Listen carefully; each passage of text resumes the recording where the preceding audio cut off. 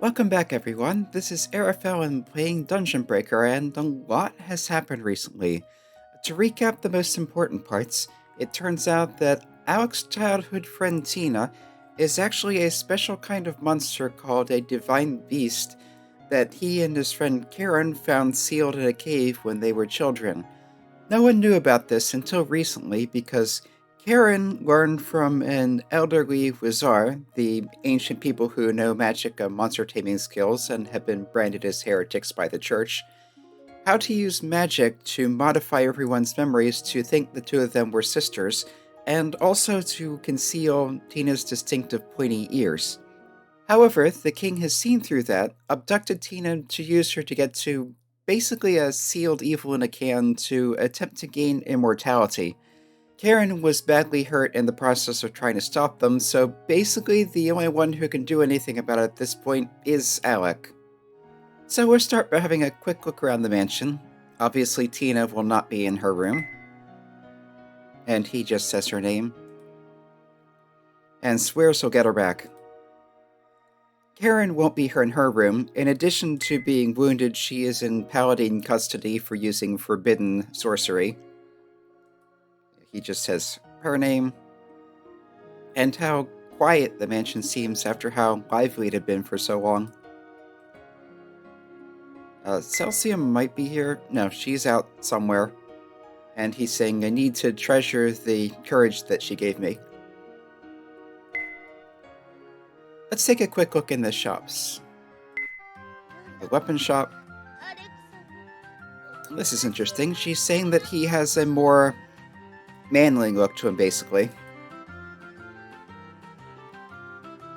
And he says, really? I still feel like I can't really do anything. No, you're like a different person from when we first met. This is surely because of all the weapons you bought from me.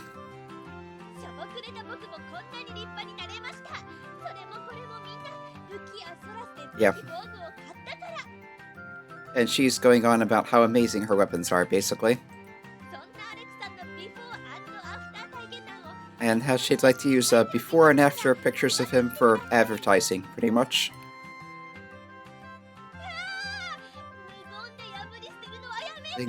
Don't break down silently, it's give me some kind of reaction here. But it does look like we have some new weapons. And new armor too, and wouldn't you know it, they're not cheap. Okay, here's Leen, the item shop owner. She's asking if something's happened. He looks awfully gloomy. He tells her it's nothing, I'm just kind of down. She doesn't seem to quite believe him, but says, tell me if there's anything I can do. She's even willing to take a break from the shop to help him out.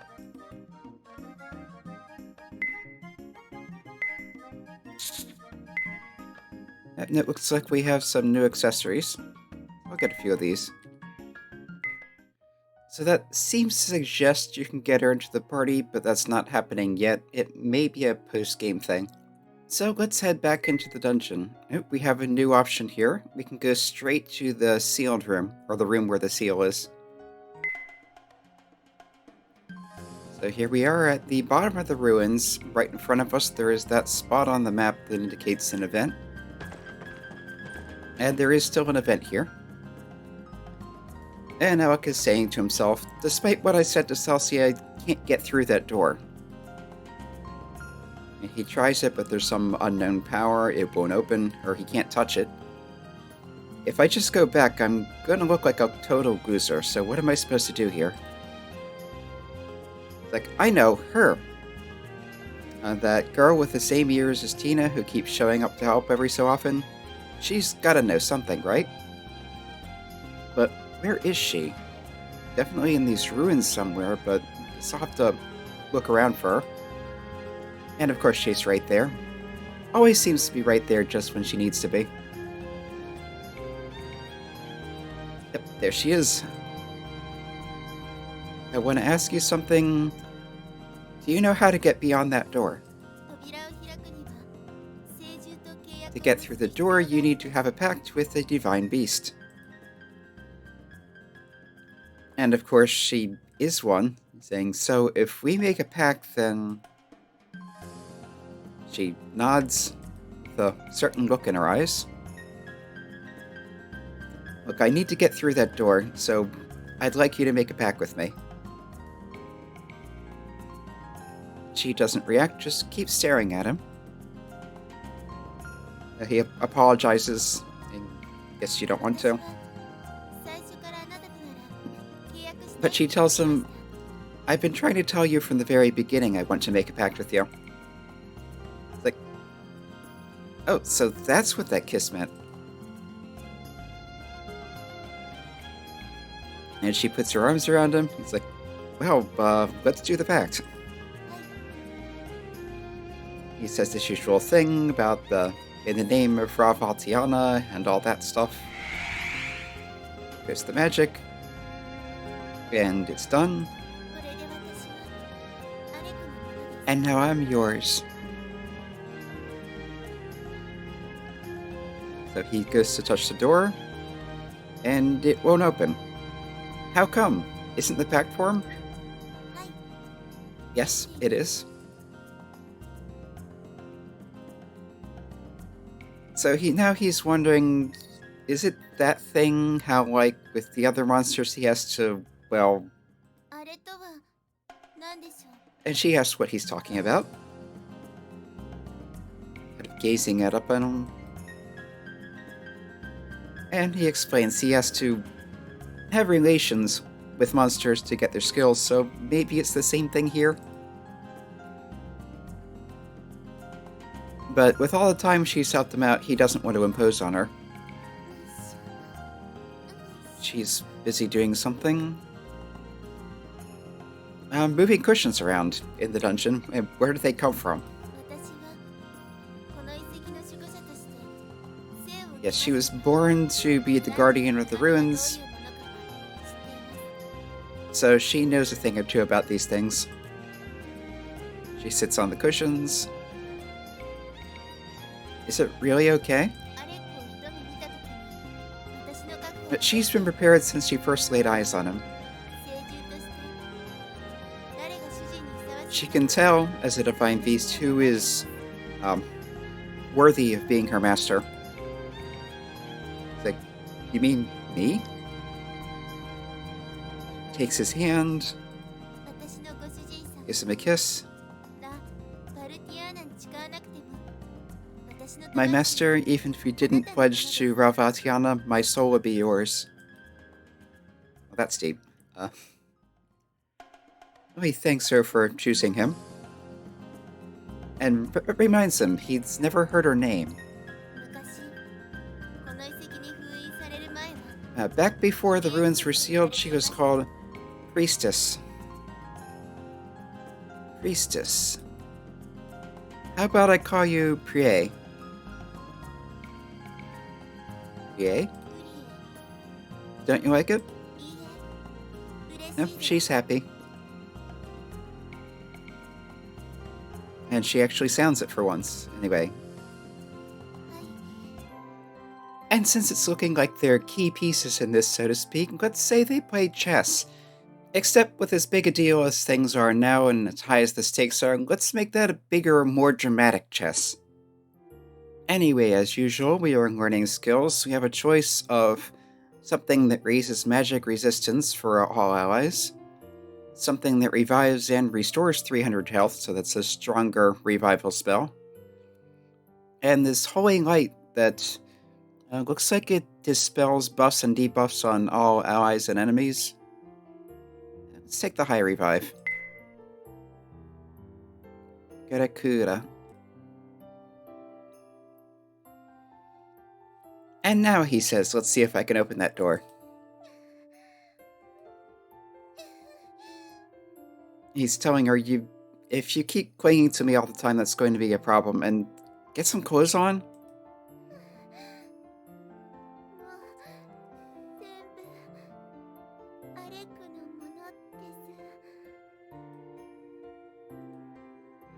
Anyway, as he's trying to keep her from clinging over him, he kind of accidentally brushes against the door, and just like that,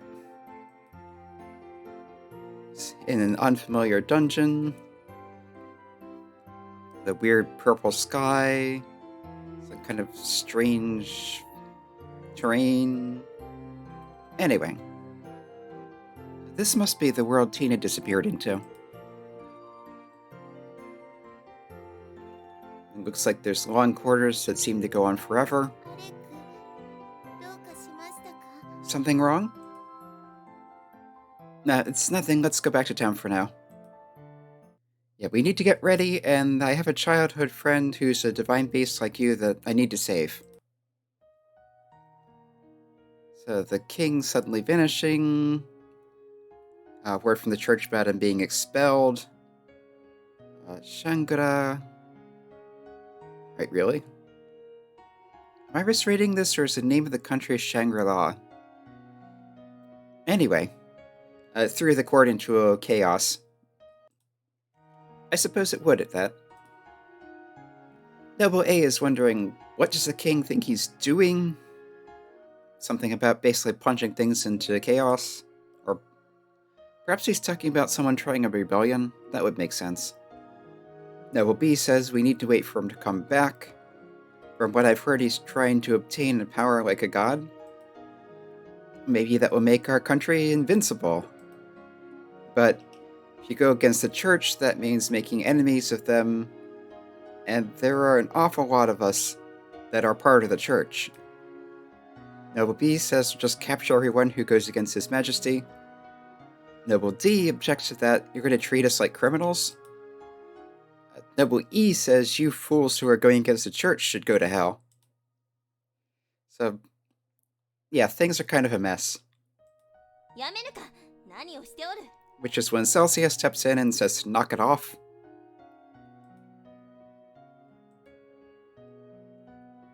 They're surprised to see the forgotten princess here, but she ignores them, speaks up.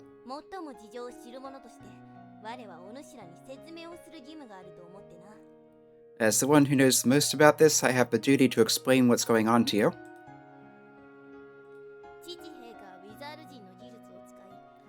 Father has used the arts of the wizard to disappear into the place where the seal is to become the godlike, and doesn't care about the throne anymore.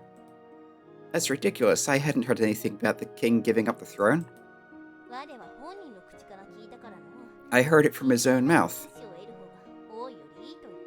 He cares more about becoming the godlike to become immortal. No, he's abandoned us? Look at that. That's what happens to the fools who oppose God. And from what she's heard from the paladins, yes, now she addresses those who are adherents to the church.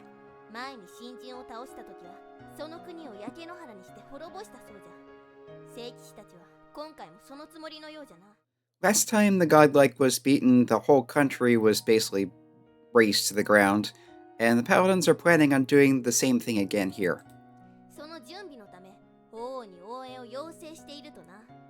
And so they've made contact with the church to prepare to do that.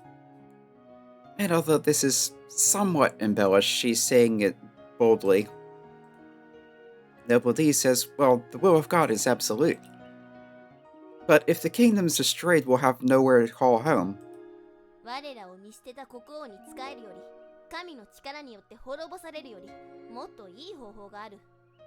But Celsia says, I have a better way than being abandoned by the king or destroyed by the power of God. So they're asking what this is. And everyone's eating it up, basically, which is good. Before the paladins get here, we need to...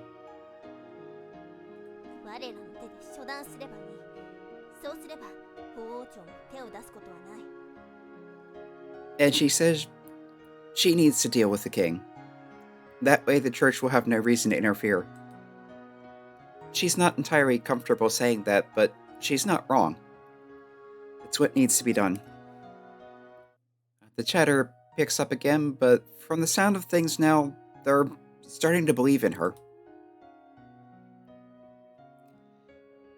Meanwhile, apparently, back at the mansion, here's Roy with his usual grin asking what's going on, and how you look quite different from what you did when I last saw you. Perfect timing, I have something to talk to you about. If I can stop the king, will you release Karen? I'm going to beat the king and bring peace back to this country. In exchange, I want you to overlook Karen having used magic. Well, that's interesting. And he agrees. If you can beat Greyville and Larium, that's the king's name, that will prevent tragedy. And he does have enough authority to basically hush things up about Karen. However, look, I know you want to say I can't do it, but... No, Roy says. Go right ahead, please, try it. And I promise you, Karen. Hey, just like that? And outside the mansion, he's talking to his paladins and they're asking, are you sure about this? You're just making a promise like that? The church isn't going to be happy about this. If we get the results, they'll have nothing to complain about. He might actually be able to do it. And of course, I've taken into account what will happen if he can't. Even if he is a monster tamer, what can a boy like that possibly do? Just expecting anything out of him is asking too much.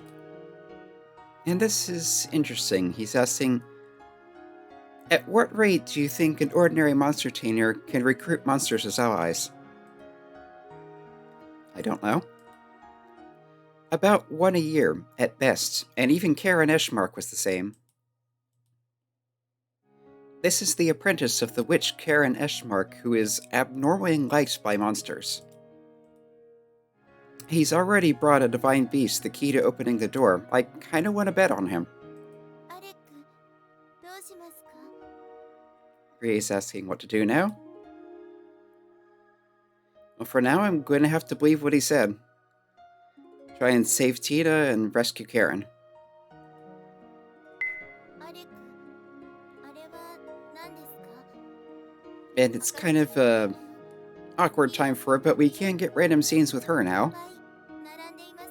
She's asking what that is. Or round, red, yellow. Round red, round yellow. There's a lot of them. So that's a fruit stand. So here, try one. They're good. She has kind of a hesitant look, isn't saying anything. He smiles to her, takes out his pocket money, buys a few apples. 2 specifically. Here, you just bite right into it like this. That's so good. こうですか? Like this. She imitates him, sticks it in her mouth, takes her eyes open wide. 美味しいで It's す. good. Like I say, Bob, you can have more. はい. He watches her as she's chewing the apple and thinks about the situation she's been in up to now. Come to think of it, what did you eat inside the dungeon?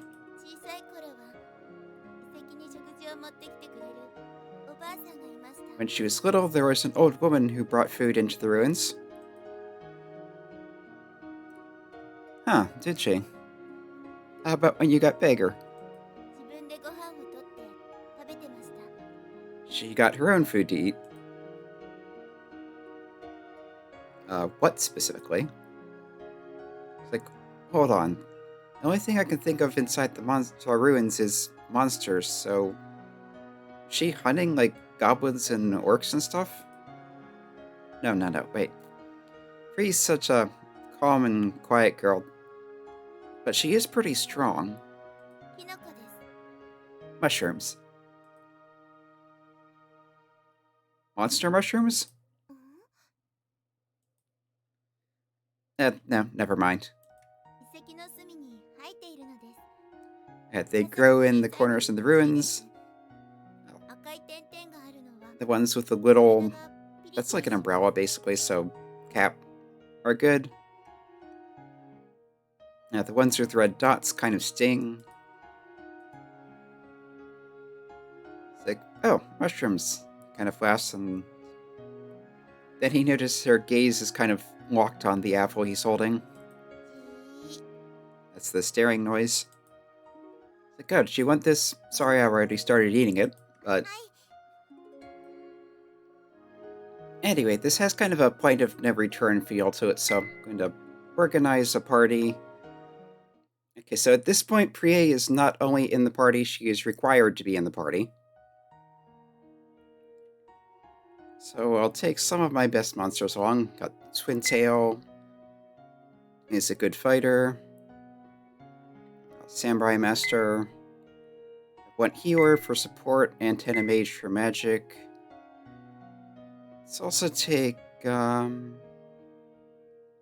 Devlin and Karakal. Yes, still heavy on story, light on gameplay at the moment, but maybe next time we'll get back into actually exploring the dungeon. In any case, for now, this has been Herafelon playing Dungeon Breaker. Come back next time and we'll set out. Hope to see you then.